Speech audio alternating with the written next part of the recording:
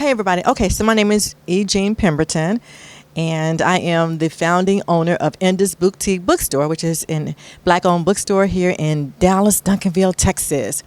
So let me tell you my story. First of all, I'm an educator and a minister.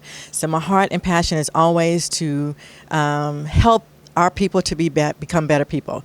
So I actually have a school, OPM training school, which we offer CPR certification and GED prep.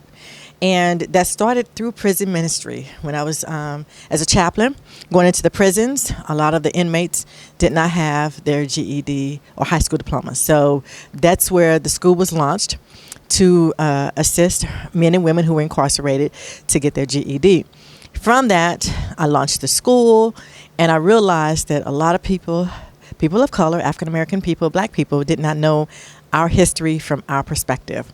So that made me become more of an advocate to introduce and to teach our history from our perspective. So if you look kind of at the top right, which you probably can't see, those are African American black women engineers, mathematicians, and scientists.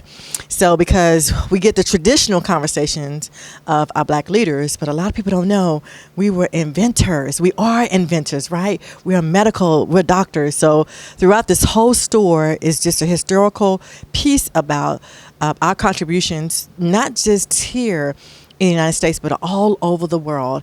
But I also talk about our stories. So if you look on that wall over there, those are some of the sisters who were impacted tragically because of racism and systematic racism. So we always want to show love and be reminding of, even though we have come this far by faith, we still have a long ways to go.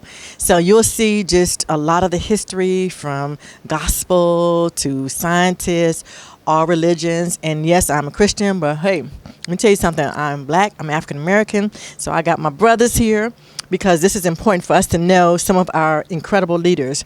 So we have Dr. King, we have Malcolm X, we have Eldridge Cleaver, which a lot of people don't even know who he is, which is amazing to me. So I talk a little bit about him. Of course, Fred Hampton, those who know them.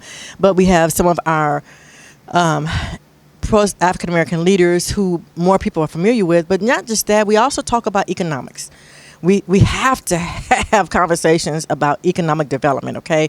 Not just from a European perspective, but we have to have that where it impacts and improves our community. So we have social justice.